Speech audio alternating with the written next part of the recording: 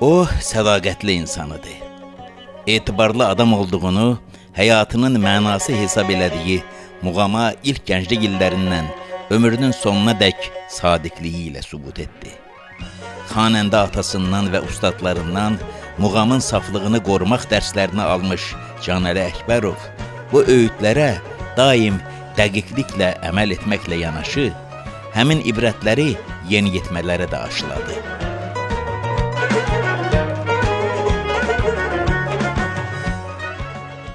10 illər keçəcək, 100 illər dəyişəcək. Müasirimiz olmuş Canəli Əkbərovun oxuları yeni nəsillərin yaşayacağı sabahlara da çatacaq.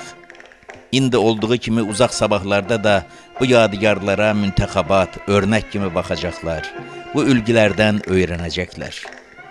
Səs yazma kəşflərinin hələ gələcəkdə olduğu keçmiş əsrlərdən üzübəri, ağızdan ağıza, dildən dilə, barmaqdan barmağa, yaddaşdan yaddaşa ötürülə-ötürülə indiyədək salamat gəlib çatıbsa, bunun səbəbkarları elə Canəli Əkbərov kimi muğamın təmizliyini, duruluğunu qoruyub saxlamağı bacarmış insanlar muğama, el musiqimizə sədaqətli şəxsiyyətlər olub. Canəli Əkbərov el adamı idi. Daim xalq içərisində idi. Oxuduğu muğamında səliqəli olmağı, həmişə nizamı, sahmanı hifz etməyi bacardığı kimi, insani münasibətlərində də eyni meyarlara daim riayət eləyirdi.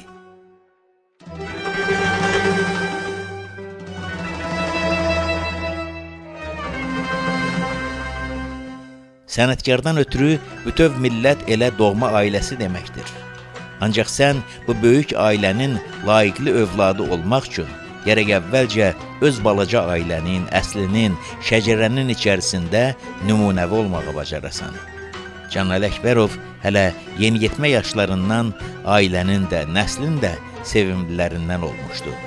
Yaşa doldu, sənət aləmində şöhrətləndi, ailənin də, nəslinin də iftixarına çevrildi.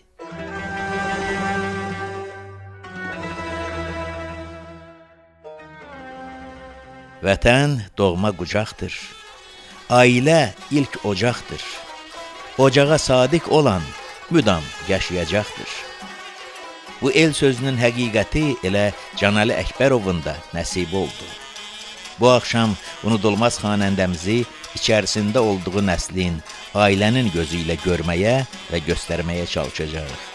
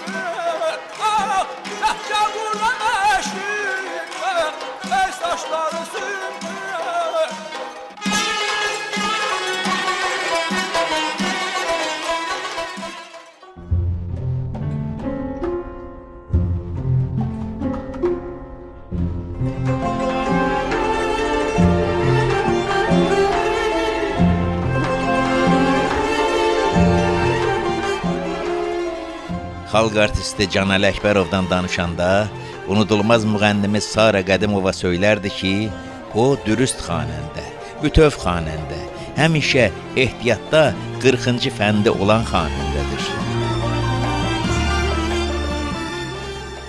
Tükəvələ kəndi Azərbaycanın yüzlərlə irili xırdalı kəndi arasında hansısa xüsusi əlamətləri ilə seçilməyən bir balaca yaşayış məntəqəsidir.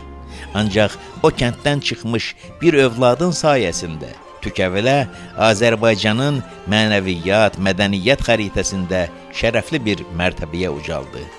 Canəli Əkbərov məlahətli avazı ilə sənət üfüqlərimizin ucalıqlarında qaldıqca, öz doğma ata-baba yurdunu da, bütöv Azərbaycanı da yüksəldəcək, nurlandıracaq, şərəfləndirəcək.